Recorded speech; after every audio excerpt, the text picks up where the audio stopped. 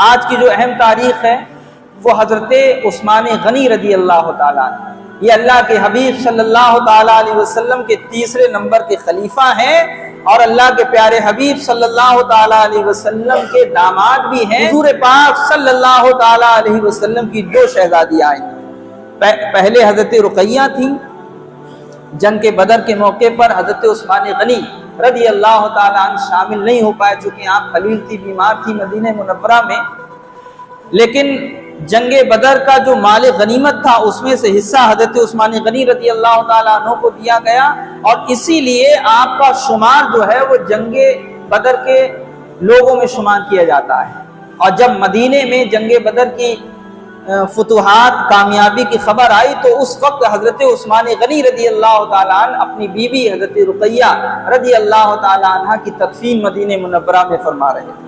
پھر اس کے بعد اللہ کے حبیب صلی اللہ تعالیٰ علیہ وسلم نے اپنی دوسری شہزادی حضرت ام کلثوم رضی اللہ تعالیٰ عنہ کا نکاح بھی حضور پاک صلی اللہ علیہ وسلم نے حضرت عثمان غنی رضی اللہ تعالیٰ عنہ کے ساتھ فرمایا تھا۔ اور ایک روایت ہے کہ اللہ کے حبیب صلی اللہ علیہ وسلم نے ارشاد فرمایا، اگر میری 40 لڑکیاں ہوتی تب بھی میں حضرت عثمان غنی رضی اللہ تعالیٰ عنہ کی نکاح میں پیش کر دیتا۔ سبحان اللہ، یعنی اتنی محبت حضرت عثمان غنی سے آپ فرمایا کرتے تھے۔ اور حیا کا عالم تو یہ تھا کہ آقا علیہ الصلوۃ والسلام کی بارگاہ میں جب لوگ آتے تھے تو آپ جیسے بیٹھے تھے ویسے بیٹھے رہتے تھے، لیکن جب خبر ملتی کہ عثمان غنی آ رہے ہیں تو حضور پاک صلی اللہ علیہ وسلم بہت یعنی اپنے آپ کو سنبھالتے، اپنے کرتے وغیرہ اپنے کپڑوں وغیرہ کو سنبھالا کرتے تھے کہ کون آ رہے ہیں؟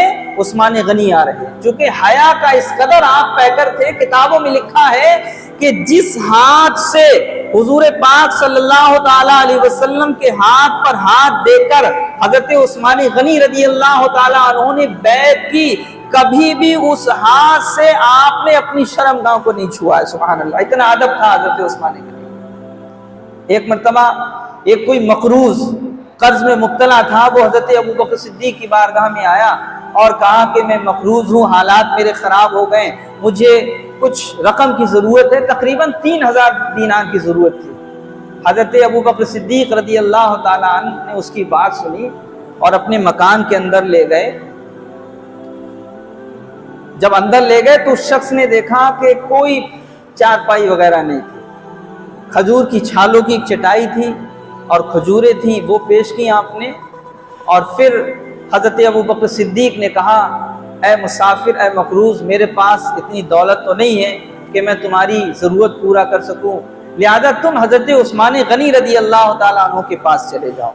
وہ شخص جب حضرت عثمان غنی رضی اللہ تعالیٰ عنہ کی بارگاہ میں پہنچا تو مکان کے اندر سے آواز آ رہی ہے کہ حضرت عثمان غنی رضی اللہ تعالیٰ عنہ اپنے بچوں کو ڈانٹ رہے ہیں اور سمجھا رہے ہیں کہ تم اتنی فضول خرچی کیوں کرتے ہو، دودھ بھی پی رہے ہو، دودھ کے اندر شہد بھی ڈال رہے ہو، لہٰذا اتنی فضول خرچی نہ کی جائے۔ اب وہ شخص باہر جب ان باتوں کو سنا تو وہ سوچنے لگا، ابوبکر صدیق نے تو مجھے اس لیے بھیجا تاکہ میری ضرورتیں پوری کر دیں، لیکن یہ تو خود اپنے بچوں کو ڈانٹ رہے ہیں کہ اتنا پیسہ نہیں خرچ کرنا چاہیے، اتنی فضول خرچی نہیں کرنا چاہیے، بتاؤ یہ میری ضرورتیں کیسے پوری کریں گے۔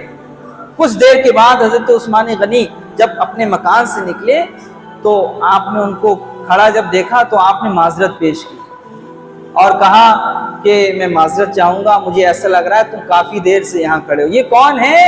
یہ اللہ کے وہ مخلص بندے ہیں جو اللہ کی رعایا کو تکلیف دینا نہیں چاہتے ہیں، اور ہم نے بڑے بڑے سیٹوں کو دیکھا ہے۔ اور ایک ہمارے معاشرے میں ایک بہت بڑی بیماری یہ ہے کہ لوگ یہ کہتے ہیں کہ کھانا کھاتے وقت اٹھنا نہیں چاہیے۔ اگر کوئی معزز کوئی ملنے آ جائے تو لوگ اندر سے خبر بھجواتے دیتے ہیں کہ ایسا ہے، کہنا ابھی کھانا کھانے کھڑے رہو۔ یہ کتنی غیر مہذب بات ہے یار، کھانا تو تمہیں روز ملے گا، لیکن جو تمہارے دروازے پہ مہمان آیا ہے ایسی مہمان نوازی اور ایسی ملاقات کرنے والے تمہیں روز نہیں ملیں گے۔ یہ اپنے ذہن سے بالکل نکال دیجئے کہ اگر آپ کھانا کھا رہے ہیں تو کھانا کھانے سے اٹھ نہیں سکتے۔ لوگ کے ذہن و دماغ میں مسئلہ بسا ہوا ہے کہ کھانا کھاتے وقت لوگ کو اٹھنا نہیں چاہیے، بالکل اٹھنا چاہیے۔ اگر کوئی آپ کے دروازے پہ آیا ہے تو کھانا چھوڑ دیجئے، پہلے آپ اپنی محبت کا اظہار کیجیے۔ بہرحال حضرت عثمان غنی رضی اللہ تعالیٰ عنہ نے معذرت پیش کی اور کہا بتاؤ کیا ضرورت ہے, کس لیے آئے ہو؟ تو اس نے ابھی حضرت ابوبکر صدیق کا نام نہیں بتایا. اس کو کہتے ہیں علم غیب. ہمارے نبی پہ حملہ کرنے کی تو بہت بڑی بات ہے. صحابہ اکرام اور اللہ کے ولیوں کو اللہ نے وہ علم غیب دیا ہے کہ تم ہوتے کہیں اور ہو, تمہارے دل کی باتوں کو وہ جان لیا کرتے ہیں. آپ اپنے گھر لے گئے, آپ نے دودھ میں شہد ڈال کر گلاس پیش کیا. اب وہ پینے لگے اور دل ہی دل میں سوچ رہے ہیں کہ ابھی تو یہ اپنے بچوں کو ڈانٹ رہے تھے کہ فضول خرچی نہیں کرنا چاہیے, دودھ بھی پیو, دودھ میں تم نے شہد بھی ڈال دیا تو ڈبل خرچہ ہو گیا, لیکن مجھے خود انہوں نے دودھ میں شہد ڈال کے دیا. پھر اس کے بعد آپ کھجورے لے کے آئے. پھر آپ نے سوچا کہ بچوں کے لیے تو ایک چیز پہ ڈانٹ پڑ رہی تھی اور مجھے تو کئی چیزیں انہوں نے پیش کر دی. اور پھر جب اس نے کہا کہ میں اس نیت سے آیا ہوں, تو حضرت عثمان غنی رضی اللہ تعالیٰ عنہ نے اپنے غلام کو آواز دی اور کہا کہ فلاں اونٹ لے کے آؤ. اس اونٹ کو جب لایا گیا تو اس پر بہت سارا مال اور ساز و سامان لدا ہوا تھا, کپڑے بھی تھے, اناج بھی تھے, اور جو ہے وہ اس وقت کے جو بھی رقم درہم و دینار چلتی تھی وہ سب لدا ہوا تھا. اور آپ نے کہا کہ اسے لے جاؤ, یہ تمہارے لیے, تمہارے بال بچوں کے لیے انشاءاللہ تعالیٰ کافی ہو جائے گا. تو وہ کہنے لگا کہ میں تو چند پیسوں کے لیے آیا تھا, مجھے تو 3000 درہم کی ضرورت تھی, آپ نے تو مجھے بہت کچھ پیش کر دیا, بتایا نہیں کہ مجھے کس نے بھیجا. پھر حضرت عثمان غنی خود فرماتے ہیں کہ میں تمہیں کیسے واپس کر دیتا جب امیر المومنین حضرت ابوبکر صدیق رضی اللہ تعالیٰ عنہ نے تمہیں میرے پاس بھیجا. سبحان اللہ. تو کہنے کا مقصد یہ ہے کہ ہم لوگوں میں بھی بہت سارے ایسے لوگ ہوتے ہیں کہ جن کے حالات خراب ہو جاتے ہیں, جنہیں پیسوں کی ضرورت ہوتی ہے.